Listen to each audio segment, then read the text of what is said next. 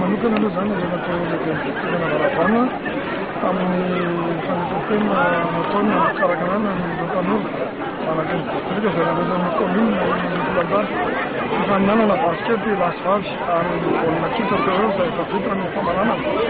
Androany moa fanaovana finale baskety eto anivon'ny distrika dia eo na ny savisinalena sy akavokely ka hitatsika moa izay vokatra.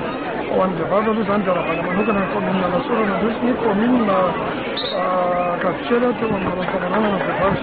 Izao no natao dia mba hampitomboana ny avo teknika ny zanaka varavana ary fanerantserany ireo commune enina ambin'ny folo amin'ny distrika varavana dia misy commune mizara anankiroa Avaradrano A sy Avaradrano B. Dia raha nanahita moa ny vokatra zany sy ny talentana ananan'ireo zanaka ny commune reo dia antenaina fa mbola isy vidana manaraka.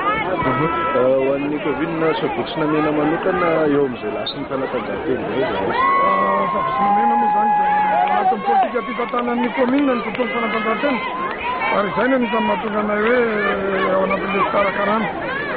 Dia Sabotsynamena moa teo amin'ny vehivavy zany narana fahatelo. Ripalodina skora azafady zany Sabotsynamena sy le any Ilasy azafady. Ny zany amin'izao dia manao famaranana moa ka mbola tsy hita vokatra raha dia fa mamelanja amin'ny tontolo sport izay amin'ny fiadiana ny commune.